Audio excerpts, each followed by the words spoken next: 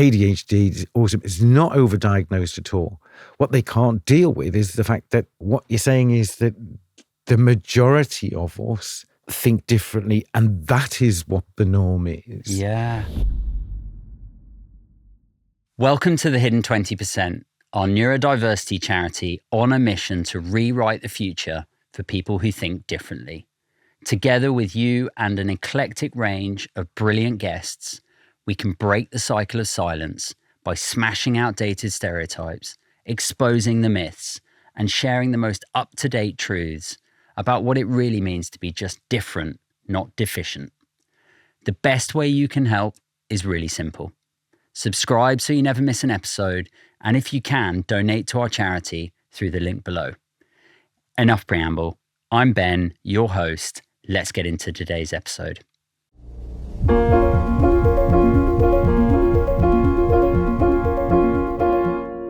Dr. Tony Lloyd, third time back here. Yeah. You have been, well, for people listening, watching, we did an amazing episode with Chelsea. Then you came back last September and we had another great sit down. I think you are our second most listened to episode ever, which is pretty good. So hence, let's get you back third time. I just want to go through your thoughts, your perspective on, I guess, the current landscape. Mm-hmm. We've just had the ADHD Task Force report come out. There's a whole load of stuff going on with SEND. Yeah, just be great to get your thoughts and perspective on where we're at now, and then maybe chat about where this is going to lead to in the future.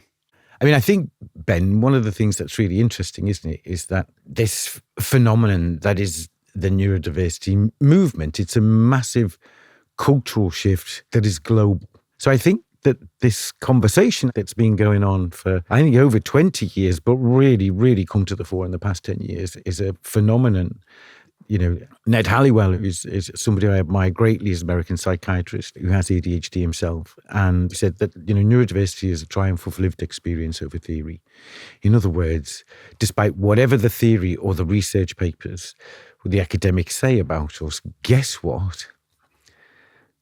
There's another side to that story, and actually you are looking at us through a lens and a perspective that within medicine is about, well, what's wrong with you? Yes. Whereas within a neurodiversity paradigm, it's about, well, what's wrong with you?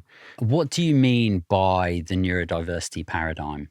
It is a global cultural shift where the general population now has a different perspective and, in some respects, different values around how we view a particular community. And historically in our culture, we've kind of often excluded minority groups. The premise has been, well, you're not like us. Yes. So you don't really belong.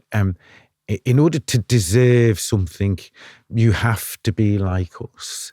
And in a global village now where our lives are very different, we belong to multiple social groups, some of them across different time zones, online through different media platforms.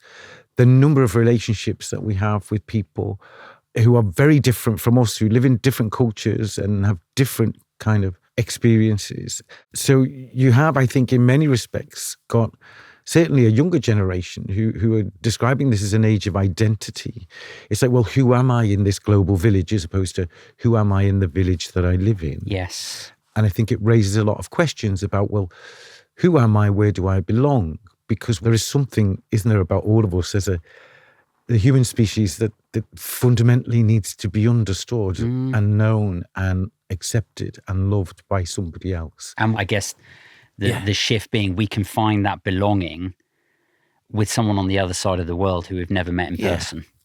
But the thing about identity is that our identity is the sum of many different things. It's not just my identity as a member of the golf club or my identity as a member of the neurodiversity community or whatever it might be.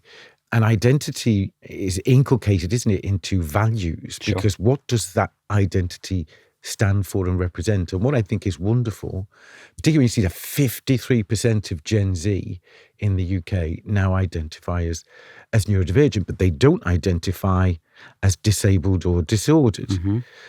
And here's the interesting juxtaposition that within our education system, your class is being learning disabled if you don't learn a certain way. And in our medical profession, you're classed as disordered. So how can we then square that with the fact that we know that 29% of all entrepreneurs have ADHD, and it's estimated now that somewhere around 50% of engineers are autistic, somewhere around 50% of the legal profession are autistic. I've got no idea what the composition of neurodivergence is in Westminster in government, but from what I can see, there's probably a disproportionate number of people in there, much higher than the general population, who are But ADHD, you know what, autistic, Tony? dyslexic. I've not come across a single industry yet where I'm lucky. I meet all kinds of people, talk to all kinds of people. Too. And 2 weeks ago, I was at a dinner talking to a man who runs a construction business. Tells me, massively over-indexes in our industry. Yes, we know about musicians, the arts, quote unquote, more creative industries. But legal profession, engineering, tech, government, like we're everywhere. Yeah, and this is the interesting thing, isn't it? You've gone from being, the World Health Organization prevalence statistics suggest that at least 1 in 5 of us are either ADHD, dyslexia, dyspraxic, autistic, dyscalculia, and they all overlap. And guess what? We're all on a spectrum. This standard distribution curve has got flatter and flatter and flatter. And this notion of normal versus abnormal, or neuronormative, or our education system that has been, well, we're going to include you, but we're going to make sure that you have to think and learn and act like somebody to fit a neuronormative model. That's not inclusion. We'll adjust things so that you can learn like everyone else. But despite the constant kind of delays in changing how we educate and socialize and enculturate young people, how we optimize people in terms of employment and their career and their citizenship, it's interesting, isn't it? Because all of these people who've always been there, hiding in plain sight, 80 to 90% never got a diagnosis at school because they didn't fit the stereotype that, when I was at school, which I know was a long time ago, but, if you were classed as a special needs kid, you were moved away from everybody else. It was like, you don't belong here. And that was the message that all the other children in the school got. They're not like you. They don't belong here. And I think what's really inspirational about today's under 35s is they really don't give a damn whether you're black, white, Asian, Chinese, gay, straight, trans, dyslexic, autistic. Yep. For them, diversity is a given. Yeah. And that's a very different kind of monoculture to what my generation and a lot of the policymakers that exist in government, their generation, it is very different. So whether or not there is this rebuttals or newspaper headlines about, this is just a trendy thing, and there's people are overdiagnosed, when politicians and they know what the data is. ADHD is awesome. It's not overdiagnosed at all. What they can't deal with is the fact that what you're saying is that the majority of us think differently, and that is what the norm is. Yeah. And therefore, well, what do we do about that? Because there's some very long-established hierarchies and privilege that are going to be shaken by this idea that your success is determined by how many GCSEs you get, or what school you went to, or what university you went to. Well, go into Oxford and do a maths and PPE might make you more eligible to become Prime Minister, but it doesn't mean you're intelligent. Yeah. It just means that you have a certain type of intelligence that historically has been valued. Well, guess what? In a tech-driven, rapidly changing world, a 24-hour, 7-day-a-week culture, never mind economy, then the kind of skills and competencies that we value now are very different. I was talking to the CEO of a bioscience company in San Francisco called Emily LeProust, who's quite an extraordinary woman, and they are involved in the creation of synthetic DNA. And she was saying, we're a decade away from being able to store the entire content of the internet in a suitcase full of synthetic DNA. And if you think about the sort of synthesis of AI language models, I don't know why we call it artificial intelligence, because it's not intelligence, is it? It's just large data sets. Yep. But the fusion of that with synthetic biology means that if we think the technological revolution of the past 50 years has been exponential, then people have got no idea what's coming in the next sort of 20, 30 years. So what we value and need in terms of skills and competencies, in terms of our economy, but also in terms of our lives and our culture, is going to change rapidly. Yeah. But you still have to come back to the fundamental thing, that the genetic imperative in human beings is relationship driven. Yeah. And the reason that children make decisions based on emotion up until the age of 13. I have great faith in the curriculum that is our DNA and how over hundreds of thousands of years we have evolved. And apparently the most intelligent species on the planet, I say apparently, Ben, and yet when we're born, we are one of the most dependent and helpless species. We can't even walk for the first couple of years, unlike most animals can get up and walk within minutes of being born, because our brains and our nervous system, our intelligent mind, is not even half formed when we're born. What's the incentive, though, Tony, of keeping us hidden? What's the incentive of trying to maintain the status quo? It's about determining what we mean by intelligence and therefore what that entitles you to. And I think a lot of people are now asking, well, what does intelligence mean? Does it mean how many GCSEs you get? Because I know that when I go home every week to my family, the most important thing in our lives, any one of you who are watching this now, the most important thing in your life is your family, your friends, your partner, your children, is relationships. They are the things that are most important. They are the most powerful driver in the human species. And having all the money in the world and all the qualifications in the world means nothing if you are isolated and lonely, because we all know that loneliness is a greater indicator of mortality than smoking is. We know what happens to children who are never picked up and held. They'll die. And I think one of the reasons why the neurodiversity movement, I think, has been challenging for policymakers and for some established kind of paradigms within our education system is that we say, well, if you have this kind of qualification, you're going to have this amazing career and you're going to earn so much more money. And the subtext is obvious, isn't it? It's about economic productivity and viability. Or if you have this kind of way of thinking, then you're going to have more opportunity. But if you don't think like us, we're going to call you disordered. And therefore, you're less deserving, you're less entitled. And I think it really is about an obsolete notion of who is entitled, who belongs, and who makes the decision about whether or not I'm going to allow you to achieve your potential and nurture your potential, or whether I'm going to be really selective and say, no, I'm only going to really develop this kind of person because that's who I deem to be more deserving, more like me. And that's a very simplistic way of describing it. But I think fundamentally what we're seeing now in the neurodiversity kind of emerging paradigm is that everybody's standing up and saying, do you know what, I'm here. And I don't look different to you. And contrary to what you might have said, I am successful, I am employable, I am an entrepreneur, a lawyer, a decision maker, a policy maker.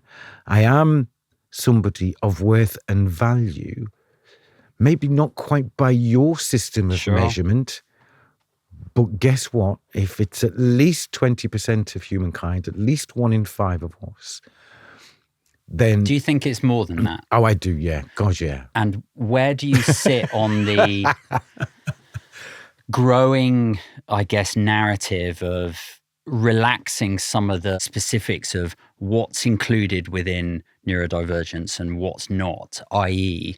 PTSD, bipolar? Okay. I'm a little bit unsure about this because for me, in terms of talking about neurodiversity for the past 2 decades, it was a perspective of if you're dyslexic, ADHD, autism, you know, that's part of your genetic inheritance. Yes. And if there are, out of 8 billion people on this planet, about 1.5 billion of us who have one of these neurotypes, then there's got to be an evolutionary reason why. Yep. That we're not disordered, we're not errors of genetics, we're not disabled inherently, we are disabled by other people's attitudes and other people's exclusion of us. Yep. But for me, bipolar disorder, and even things like neurodegenerative problems like Alzheimer's and Parkinson's, they are sicknesses and illnesses that we can treat and cure. Okay. As opposed to characteristics. Yes. That are, in my view, and the view of many people, not disorders or disabilities in the strict sense of the word, but a natural expression of the diversity of human neurocognitive potential and ability. In the same way that we know when we look at sexual orientation, well, you're straight or you're deviant, to you're straight or you're gay. And now actually we recognize that human sexuality and sexual orientation is much more diverse and fluid and individual than we ever realized. And that was very challenging for a lot of people. You know, I mean, when me and my partner got married as a same-sex couple, the first time obviously wasn't legal, but when we did, there was this huge hue and cry that, you know, equal marriage rights was somehow going to destroy society. And you just think, how absurd. And this was only 12, 13 years ago in this country. But this idea that, no, you have to be like this. And if you're not like this, there's something wrong with you. Yeah. And that's what I think the neurodiversity movement is kind of challenging. What I'm concerned about is, because everybody's talking about neurodiversity, and it's not for me to decide. Sure. It's not for me to decide. People can identify how they want. Some people prefer to identify as neurodivergent. Some people prefer to identify as neurodiverse. Some people prefer to identify as having a dyslexic neurotype or an autistic neurotype, whatever it might be. Personally, I just prefer people to call me by my name. But it's an identity, isn't it? Yeah, and but is a degenerative illness an identity? Because you weren't necessarily born with it. No. And what about PTSD then in terms of traits and character that overlaps with presenting in a neurodiverse... But you're not born with post-traumatic stress disorder. Sure. Again, post-traumatic stress disorder is acquired because of a traumatic event that's happened to you. Acquired brain injury? Is, I think, a legitimate kind of, because what you have then is, we know that approximately 20% of people with ADHD have acquired ADHD because of brain injury, most commonly through seizures. So epilepsy, so really high prevalence of people who are epileptic who have ADHD because those seizures have changed the structure and function of their brain. So people with dyslexia, ADHD, autism, we all have brains that are structurally and functionally different from this arbitrary normal brain. Sure. Whatever a normal brain is. But this is what I was saying before about our evolution as an intelligent species. Intelligence, we're born with potential, but the realization of it, the flourishing of it, is as much to do with environmental factors as it is about genes. And that's quite different from the mindset of our culture 100 years ago, where there was this idea, well, not even 100 years ago, is it? That some people are born more intelligent than others. And there's an element of entitlement and eugenesis kind of thinking around this idea that, well, some people are intellectually superior. But the reality is there isn't a single person, is there, out of 8 billion people who've got the same genome. Nature likes difference. We're all different for a reason. And some of us have extraordinary talents that other neurotypes don't have. And some of us are more vulnerable, you know, to things like PTSD, for example, if you have ADHD. So for me, PTSD is a mental health challenge that you can recover from. Whereas I think ADHD, autism, dyslexia, dyspraxia, you cannot cure them, and nor should we try to, because that's like saying, well, if you're not this kind of person, I'm going to do all kinds of things to you and define you as having medically something wrong with you to justify why I'm going to try and make you fit a neuronormative So let's individual. put this through the lens of sexuality historically. Yeah. And imagine that I'm sitting here going, yeah, Tony, I have PTSD and it shows up for me in these different ways. And I'm telling you that I identify myself as being neurodiverse. Mm-hmm. In the same way that we've had such fluidity and increasing inclusivity, and we know that 53% of Gen Z are identifying as being neurodiverse, where does the line get drawn between the sort of pathology, medical kind of box ticking siloed side? Really important question, Ben. And then the cultural, social identity of, I think differently. I'm not kind of subscribing to the norm. Being different doesn't make you ill. Yes. And there is a difference, I think, again, between experiencing some kind of mental health challenge. So as somebody who's lived with ADHD all his life, I identify as neurodiverse, not neurodivergent. I also have PTSD. That doesn't affect me as much now as it once did. Yep. And I have at times experienced anxiety and depression, a couple of times quite severely, once as a teenager when I was really unwell. But I don't identify as somebody who is mentally ill or disordered or disabled because I have had those experiences. And in terms of my ADHD, I don't consider myself disabled. If you'd have said to me now, I can look back and say, well, when I was at school, I was disabled. Not me as a person, but the context that I was in disabled me, and context really matters. So I think it's a difficult question to answer. It's not for me to say who falls under this umbrella of neurodiversity, because I think really for those people who believe that Alzheimer's, Parkinson's, anxiety, depression, bipolar should all fall under neurodiversity, what I'm hearing in all of that is the same message. We are here. We're not invisible. We need to be seen. We want to be valued members of our communities and of society. We have worth. We are able to contribute in some way. And yes, we also come with certain vulnerabilities. Does this need to be medicalized? Like, you are a doctor. If I just think about ADHD and medication, for example, quote unquote, apart from that, does it need to all be a medical model? No, not at all. Like, is there something I'm missing in my head that says this can't be a social identity, and yes, people need support and all the rest of it, and we need to adapt systems and policies, etc., to accommodate that? But it feels like autism, ADHD, dyslexia, the whole lot has been over in this medical world.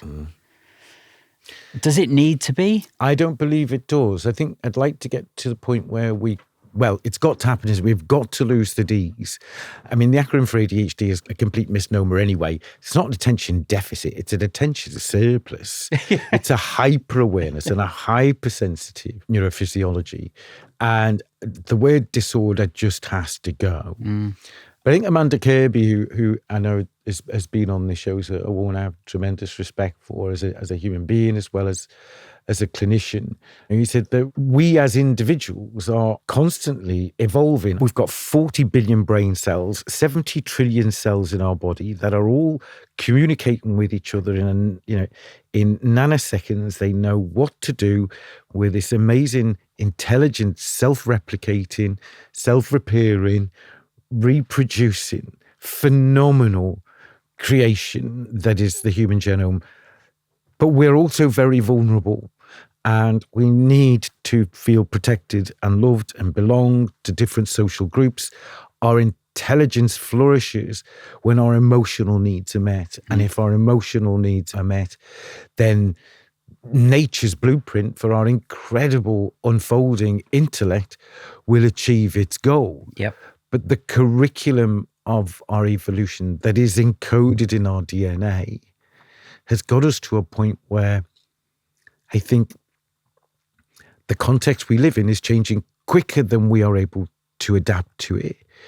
So epigenetically, we're not able to change as quickly as our environment is asking. I think for many people, we increasingly think that we don't have the agency or power to change our environment as much as we once did, which is how revolutions are started, and why I think we see so many neuro-revolutionaries emerging, whether they're just people in public life being open and honest and saying, well, guess what? I've lived all my life, and some things about myself I've not understood who I am, and other people have not fully understood who I am, because part of who I am is experienced through the lens of ADHD or dyslexia or dyspraxia or whatever it might be.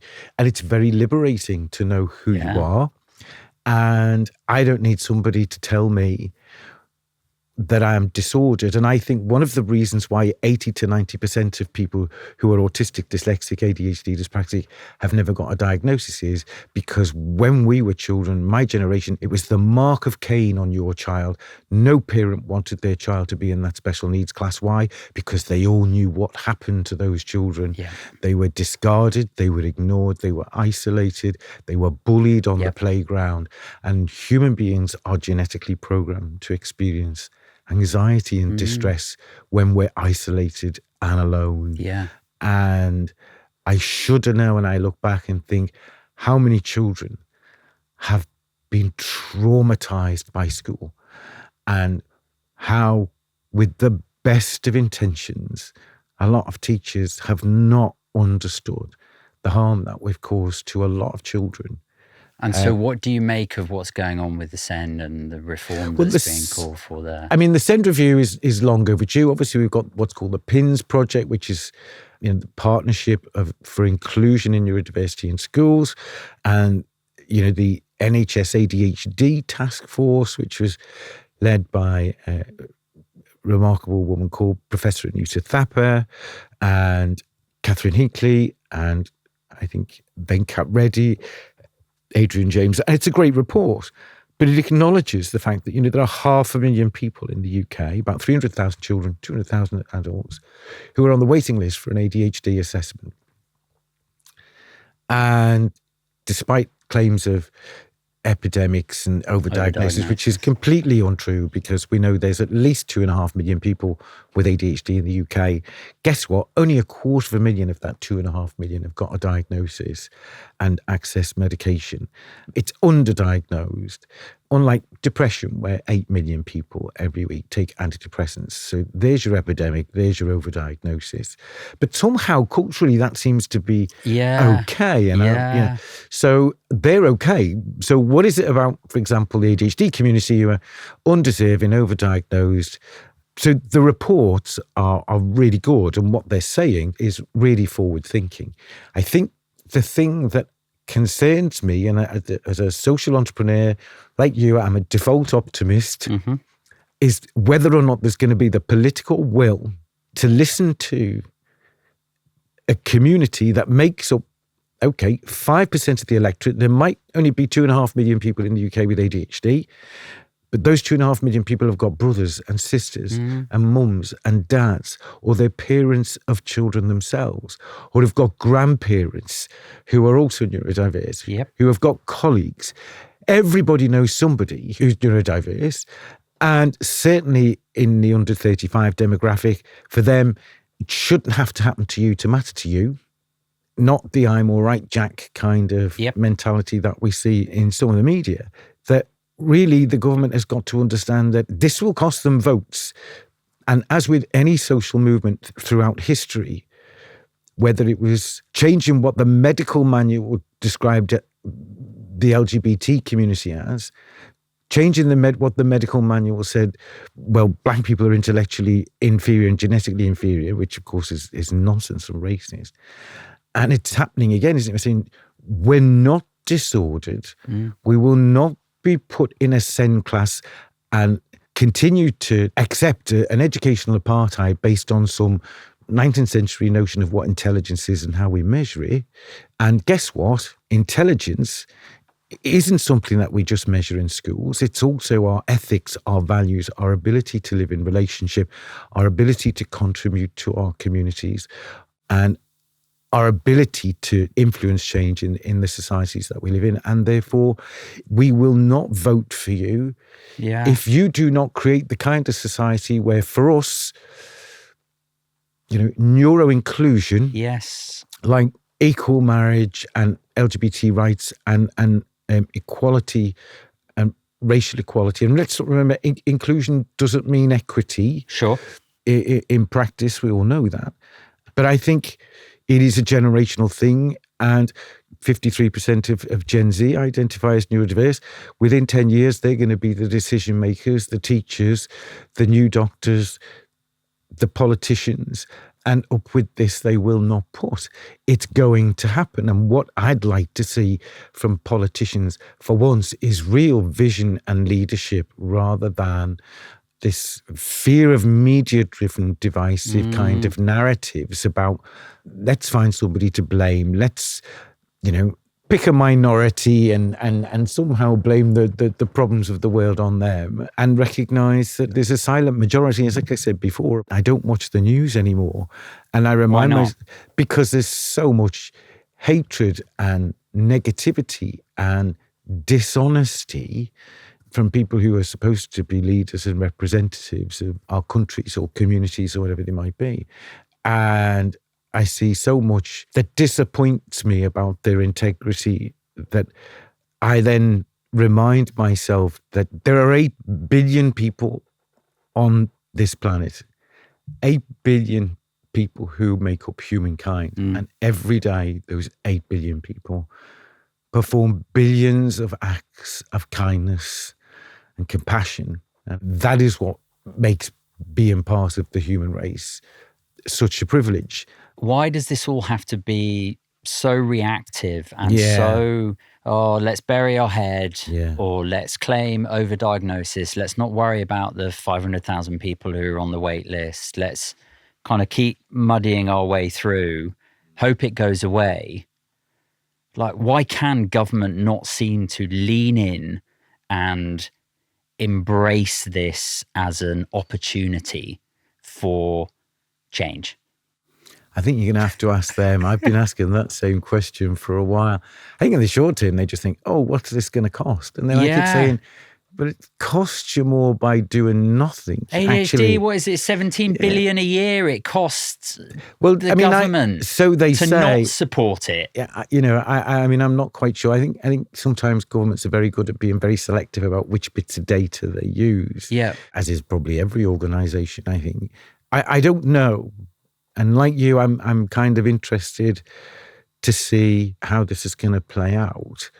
But I do think there has been such a seismic shift in cultural values over the past 20 years that have shaken some of the established hierarchies in a way that they don't really know what to do. I don't know what we can do to make government change things. I do know, obviously, there's an economic argument, but then again, I would say, well, we've used lots of different reasons in the past for why we exclude people, why we marginalize people, when the reality is that's about prejudice and it's about entitlement. And so what if it is 30%, 35%? What if it is more people than we thought? Which it probably is. Is there a quantity is there a kind tipping of argument? Point? Yeah. I think, God, well, yeah, because, I mean, within research, that standard distribution curve, it's the bottom 10%, isn't it, on the end of the standard distribution curve? Well, that standard distribution curve isn't really that standard at all, is it? And all of these different neurotypes are all spectrums, and they all overlap. And Amanda said that, that they're not a fixed thing. They are a dynamic, our intelligence, everything about us is changing and evolving and adapting every day. Yeah. And I also think that, think about what technology has done to our changing brains, for example, if you read the research around that. Our brains have changed. Our brains right? And have they changed. Can change. Yeah. And not all of that change has been positive. Sure. But like every technological advance, you can say, well, oh, this is a positive. And then you find out years afterwards, oh, well, maybe not as positive as we thought, because now we know this. And this is what I think we've got to be really careful when we say, well, the science says. Science tells us what we know so far. And every day we're disproving what we know so far with more science. Yeah. I don't know what it's going to take, Ben. I do hope that this government is a bit more enlightened and that they realise that they all do, actually, whatever particular political identity people have, is that being different from me doesn't mean you are not human, or that you're less human or less able or less intelligent or somehow othered, because guess what? There isn't a single person in the world that has the same genetic profile as you. Yeah. So no, there's nobody who is like you. But guess what? We share a lot of common values, and there's a lot of things that as human beings that we both can experience and have experience of. And then actually what really matters to everybody most is the ability to live in nurturing, supportive relationships, make a contribution to your community, feel that you've got value and worth. And that if in any way you feel denied, that it's not because somebody else is to blame. It's because somewhere along the way, we have not enabled people the way we should, or we've selected who gets those opportunities to achieve their potential. And I think that's coming. I've got a lot more faith in human nature maybe than some people have, but I do get why a lot of people are very frustrated. And I think the ADHD task force that you asked about, Ben, and the Partnership for Inclusion in Neurodiversity in Schools, which are kind of two significant UK policy documents, I don't think that a government now will be allowed to let those gather dust on the shelves. Okay. I mean, if you listen to the voice of parents out there, because a lot of those parents were ADHD, dyslexic, autistic, they went to school and they know what happened to those children. Yes. And they are not going to let that happen Yes. to theirs. And they are not going to go away, and they're not going to be silenced. And I know that part of the policy agenda around special educational needs and provision has now been delayed because government did not recognise the strength of feeling.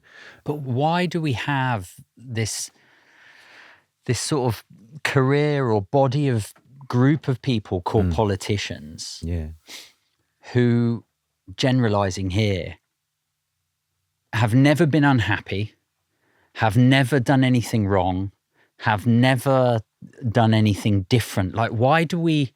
Is that true? I don't think that's true at all. Of course it's not true. Of course it's not true. But we have these isolated examples of you fucked up your tax return, or you drove to the wrong place, or you broke those COVID rules. And they're absolutely sensationalized. They're absolutely blown out of proportion.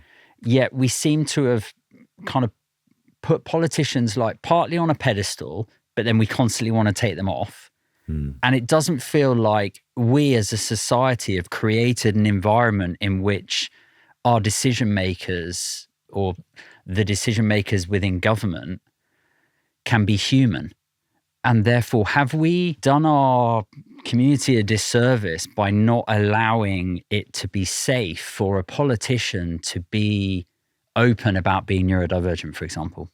An increasing number of politicians are. Okay. And you know, I mean, again, credit to anybody who commits themselves to public service, because that's not an easy job. Yep. It's not an easy job to be a politician.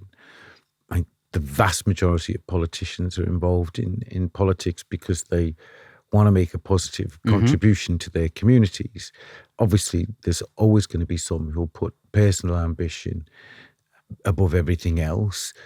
But I think it's just the nature of politics, and particularly the UK media, isn't it? That they like, as you say, to bring people down. They want leaders to be visible, but then at the same time, it's, well, if you're not going to say what we want you to say and bring in the kind of policies we want you to bring in, we're going to destroy you, which is the very antithesis of what democracy is. But I also think that they're only going to be allowed to get away with this for so long before the people of the country and, say, this is the kind of society that we want to live in. These are the kind of schools that we want our children to attend. Yeah. This is the kind of economy that we want and need. And these are the kind of opportunities that we want, not just for myself, not even just for my family or my friends, but everybody in my community, in my country. Is that really like rose-tinted idealistic? Is that really being realistic, like too much to ask? And it's like, no, Tony, I'm afraid that is not going to happen. Nice idea. I think it has to eventually, because we know what happens to countries where the people who are leading the country are completely disconnected from their electorate. Yes. And we know that a lot of our news media is fundamentally biased, and that anybody who doesn't toe the line on certain kind of viewpoints is vilified. I don't know. I just think that there is a point at which no government is able to continue if it doesn't have the support of the people. And I think this is one of the wonderful things about neurodiversity, as I say, like the LGBTQ movement and the racial equality movement and the disability inclusion movement, is that there is a very significant part of the population who are not just a minority.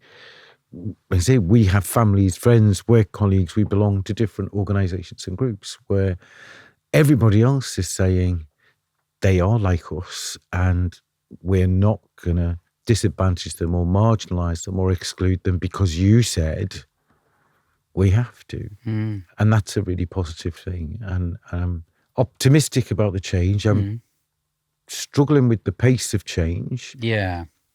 I've been in this world for 5 minutes, right? And you've been in it for over 2 decades. Like, I can feel myself as you're talking and we're talking about, education system, political system, healthcare system. And I can feel the anger rising in me, frustration of just like, can't we just sort this out? And I've been here for 5 minutes. How do you deal with that over this 20-year period? Because every day I meet people who have inspired me and given me so much faith and hope. I was talking to a young guy who I worked with when he was 16 and going back 20 years. And he showed me some of his work. He was doing A-levels at the time. And it was clear to me that he was dyslexic and probably autistic and ADHD. And I said, I didn't know you were dyslexic. And he said, I'm not.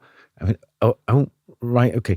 And at that, I'm talking 20 odd years ago, it was like young people didn't want that label, never mind their parents. And he really struggled. He didn't do well in his exams. And then, to cut a very long story short, Ben, he eventually realised that he was dyslexic, ADHD, autistic, learned how to learn successfully for him, went to university, got a degree, then trained to become a teacher, then trained to become a special needs coordinator. And his first job as a qualified special needs coordinator, he was asked to speak to the whole school assembly. There was 800 young people in this high school. And he introduced himself and said, I'm Dan, I'm the new sort of special needs coordinator. I'm autistic and ADHD and dyslexic. He said, I'm not going to ask any of you to put your hand up whether you are. But if you've got a friend in here who's autistic and dyslexic and ADHD or neurodiverse, he said, would you stand up? Every young person in that school hall stood up. Yeah. And it was a Spartacus moment. And I just thought, wow. I said, I'd have loved to have been there for that. And I said, what did the young people say? He said, well, he didn't say anything. He said, but I mean, they're great with me and so are their parents. I'm one of them. I said, what did your colleagues say? He said, well, one of them said, that's made me really uncomfortable. And I said, what was his explanation? He said, for years we've been telling those children, well, we don't really expect you to get any qualifications. We kind of abdicated responsibility. There was that thing, well, if you're not achieving in my class, it's either because you're lazy, you're stupid, or there's something medically wrong with you. It wasn't anything to do with the culture of our education system. He said, and really, we've been saying to a lot of those kids, you're not like us, you don't belong here. And then here are you, and you're a teacher and a special needs coordinator. That's a little bit uncomfortable, you know. And, you know, I get another young woman, a young black woman who's care experienced, brought up in a rough, very white working class area, who hardly went to school for obvious reasons and was overweight and walked with a limp, bless her, because she'd had an accident and she had so many things going against her. And for various reasons, ended up staying at school, going to sixth form, becoming head girl, going to university, getting a master's degree, is now a social entrepreneur in her early 30s, you know, employs people and is, in terms of social capital, is having an amazing impact with the work that she's doing. So every day I meet people who, despite how we marginalise them and disadvantage them, because that's a whole other story about care experiential people, you know, this idea that we prioritise looking after them. No, we don't. They get a rotten deal from public services. And interestingly, a lot of them neurodiverse as well. But of course, we blame everything on, it's the reason they're not achieving in school is because they've been traumatized, not because we can't be bothered to screen them for dyslexia, which we know affects 1 in 10 pupils, or ADHD, which affects 1 in 20. Yep. And I meet so many people like this every day who've achieved so much and contributed so much, not because of our education system, but sometimes despite it. Not because, you know, our media and our politicians have done anything to enable them, because for years the message that people like Dan and Catherine were hearing was, you know, you're not really one of us, you don't really belong here. You're not bright, you're not capable, you know, you didn't go to the right school, you don't live in the right area, whatever it might be. And then look at what they've done and what they've achieved. And I just think, you know, that gives me hope, because despite all of the barriers that exist within our education and health system in particular, and culturally, there is a triumphant human spirit in there that will not be beaten down. Yeah. And I've seen it a lot in, you know, you look at some of the heroic figures in the racial equality movement over the past kind of century, particularly over the past sort of 50, 60 years, within the LGBTQ community, now within the community that is, you know, identifies as ND. And I just think, you know, wow, it is a triumph of lived experience over theory. This is about the indomitable human spirit saying, no, I'm not going to be put down. I have something to offer here, and I am somebody of worth and value. Yeah, and I'm not alone, and there are kind of people like me. I do belong. Yeah. What do you say then to the 500,000 people, children and adults, who are on the ADHD waitlist? Write to your MP, keep writing to your MP, write to the Prime Minister, write to the Director of the Health Service at Whitehall, and politely, respectfully tell them that you're not going to go away, and that you're here, and that you want to be able to achieve, to contribute to your community as a citizen. And, you know, I don't believe that anybody out there wants to be disordered or labelled disabled. But it's trendy, isn't it? Well, it's also trendy, isn't it, for politicians to say, well, it's just because people want benefits. Well, you know, I'm sorry, I'm not buying that at all, really. But, you know, if you're going to disable them in school, you can't then say to people at 16, you're not disabled anymore. You can't have it every which way. Yep. So why don't we embrace this shift in public attitudes, make our education system a place where, you know, if you're a parent, a mum or a dad, where you could be confident that your child felt safe and protected and loved and able to achieve their potential, and not like a square peg being knocked into a round hole. and not come home from school distressed every day, or not go to school, and then be threatened with a fine if your child is off. Like that's gonna stop your child from being distressed or make the crassness of it really. And I just think, well, you've got to sort of keep reminding everybody that we're here and we're visible, and do it in a way that dignifies you as a human being. Don't resort to the kind of behaviour and ignorance and divisive kind of attitudes that we see from certain parts of the media. You know, that is not who we are. What do you think the role of people with influence and public visibility, celebrity, influencer, what do you think their role for the neurodiverse community is? It's absolutely crucial. And I salute, very recently we've had Annie Lennox talk about her ADHD, and Kat Burns, who is another remarkable artist. So many people in public life, so many the comedians that we see on television, so many artists, musicians. God, the world would be a very, very dull place without us, wouldn't it?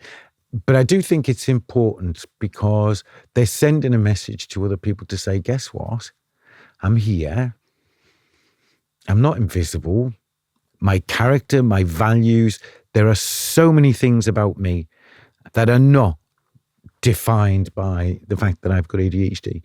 But I am not ashamed of the fact that, I am ADHD, and having an ADHD neurotype means that the way I experience the world is a bit different to everybody else. But guess what? There's an evolutionary reason why there's so many of us around. Yeah. And what we contribute to society, is phenomenal. And we don't just work in television or the arts. You find people with ADHD in every profession in the world, including politicians. And therefore, people in public life more and more speak openly. And if certain parts of the media want to take a shot at you for doing that, let them. Because Great they book, will not silence us. Let them. Yeah. And be a voice for other people who don't have one, particularly young people, because guess what? As adults, you are able to choose careers and choose lifestyles that play to your strengths, where you are able to allow your creative artistry to flourish and be the amazing, talented people that you are. But for young people in school, they don't have that choice. Yes. And they need people like you. I find it interesting that I had a brilliant lady sat in that seat a few weeks ago, Tony, and she's got millions of followers. And she said, well, I'm not diagnosed ADHD. I 100% know I am. Okay. But it seems like everyone's sort of jumping on the, there's this, it's trendy. There's this narrative out there that is, and I'm paraphrasing for her, ultimately trying to actually silence me. So that it gets to a point, I guess, where people groan, here's another one. And therefore, it actually silences people of influence speaking up. Yeah, and I think that's really sad because I remember when Ben Fogle, who makes the documentaries, he went public about his ADHD a couple of years ago. And when he announced it, he put in brackets, ready for the yawn. Don't allow certain newspaper journalists or politicians to make you feel ashamed of who you are. You cannot allow that. And this disparaging kind of thing about, it's a bit trendy. It's absurd because 80 to 90% of us don't even know that we're dyslexic or ADHD or autistic. How can it be trendy if the great majority of us don't even know? And the fact that people are exploring that without shame is a really positive thing. I know. And whatever point you get to, whether you find out you have ADHD or not, it's actually an important part of your process as a human being. And understanding who you are and how you relate to the world and how people relate to you is absolutely essential to who we are. It's weird that it's a privilege to... How dare you be different? How dare you understand who you are? Yeah. Is the message, right? Yeah. And the fact that there were certain political think tanks that were paying journalists to write negative articles about ADHD a couple of years ago. And I just think, well, God, what is it you're so frightened of? Yeah. That people cannot be who they are. Why is that? But change Why is that a threat to somebody? I don't really understand that. But change can be, very, very scary and very uncomfortable, and holding a mirror up, as I've seen over the last 10 years with sort of people drinking differently. And that's just a choice of drink. Yeah. But it being so woven into our identity. And I do strongly believe that this is an identity shift, crisis, change, much more than some medical, I know we give the NHS a really hard time. And I know there are lots of people on waiting lists, and there's absolutely no good reason for that, right? Or no good reason why we can't tackle that head on instead of going, oh, overdiagnosis. Oh, you don't need a diagnosis. You don't really need one. But actually you do in this country, because if you've got a child, your child would not get an education. Exactly. If they don't. Care plans. So they've created a situation in our schools, legislation, where your child couldn't get the kind of education they wanted or needed without a medical diagnosis. Yes. Because the system is designed for a certain type of normal child, which, guess what, doesn't really exist. And the idea is, we will make you be something that you're not. And in some respects, we'll make you fit in. Yeah. But it's also, it's really regressive, isn't it? It is. Feels like we've gone back a century with some of the messaging that we're getting about, you've got to think like this, you've got to be like this, you've got to look like this. But it reminds me of David Attenborough is my an incredible number one hero, like my pseudo grandfather, and I've been very lucky to meet David Attenborough. Anyway, I remember when, Al Gore and Convenient Truth came out, and we've made some bad decisions. And, that was, I want to say 1998, something like that. Still now, we have the naysayers, right? Still now, it's an inconvenient truth and it's uncomfortable. And, sitting here chatting with my blood pressure going up, but in a good way, and my kind of overwhelming, galvanizing feeling of like, no, this isn't going to turn back. This is a body of people that will not be quiet. And this is a group of people who are having pretty profound, and I can only speak personally, moments of self-discovery, right? And kind of like, this is what I'm like. This is why I do those things. Because it's that personal, and it's that individual, and it's that profound, then... So the neurodiversity movement is an inconvenient truth, is what you say. I am. And I agree with you completely. And there's the bit of me that comes back to this idea that what human beings need in order to flourish is understanding to be known, compassion and support, not told what you've got to be, told what you've got to do, and these are the consequences if you're not. Because that's what our schools of 100 years ago were like, and maybe there are some people that would like them to be like that again, and you're going to have to ask them the reason why.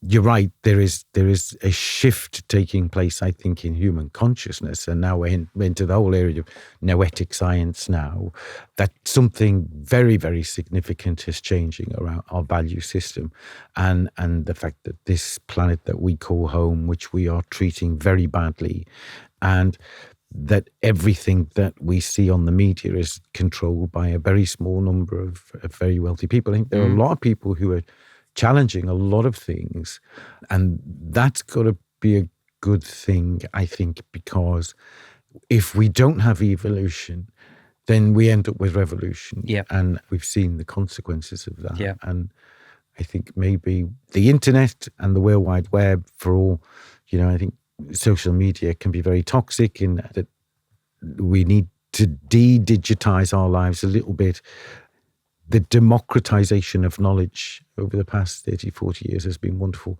And it reflects, doesn't it? I mean, think of some of the newspaper headlines and political comments about ADHDs all because of people on TikTok. Yeah. Like, well, that's a bit glib, isn't and it? Tylenol causes autism. Yeah. Hell. So, yeah, I agree. I think there is a shift in consciousness in humankind at the moment.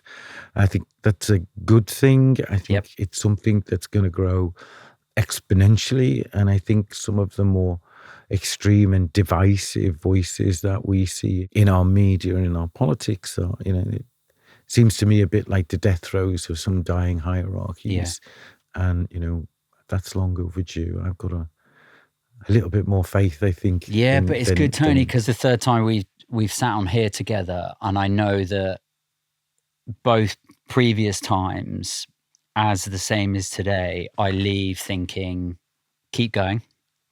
There is hope, and things are changing. Maybe not as fast as we all want. Yeah. But they're changing, and I guess we're aiming for that tipping point where enough people know, believe, identify, and that feels really good. That feels really galvanizing. And yeah, today anyway, I feel really hopeful about that. Tomorrow I might not do, but today I believe that the right things will happen. So do I. But I think that encouragement, I want to say to every parent out there, don't give up on advocating for your child. Don't allow a system to do more harm than good. I know there's a lot of very dedicated, compassionate, committed teachers working in schools, but they are struggling against a system where they know that this is not working for a lot of children, because what we're measuring isn't necessarily what's best for children. It's some other agenda. Love your kids and be there for them and advocate for them. And that doesn't mean say ADHD, autism, dyslexia is ever an excuse. It's not an excuse for underachievement or dependency at all. But for every young adult out there who is finding their way in the world and discovering what their identity is, have the courage to be who you are and the kindness to be who you are, and have the courage and the kindness to stand alongside somebody else in their journey towards being who they are. And I think if we all did that a bit more, the world would be a bit of a better place. Yeah, I agree. So last question, Tony. We have our green dot badges. You're wearing one, I'm wearing one. And we sell those on our website, and money goes towards supporting our charity. We ask our guests at the end of each episode who they would like to give a badge to. And so last question for you, who would you like to give your second badge to? Well, I talked about two young people who I met who have inspired me, and like many people. So I think if you give me two, I'll give one to Catherine and one to Dan. Cheeky. Because they're people who I've talked about today, and I think they're great.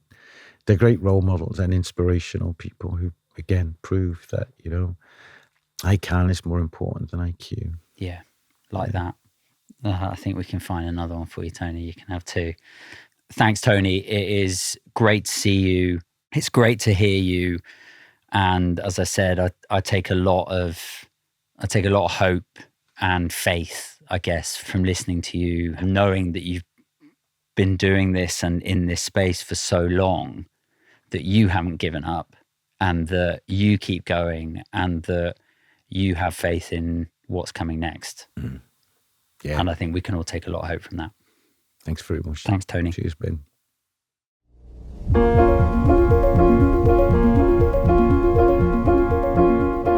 That's it for today's episode of The Hidden 20%. But just before you go, a favor. The Hidden 20% is a charity, and we do this to bring you the truth, the latest research, and the real stories that matter. So if this episode spoke to you, then please hit subscribe. And if you can, donate via the link below. Finally, a big shout out to you all for listening, and our brilliant team who make this all happen. Phoebe, Charlie, Kristen, James, John, and the guys at TYX Studios. We'll see you next time.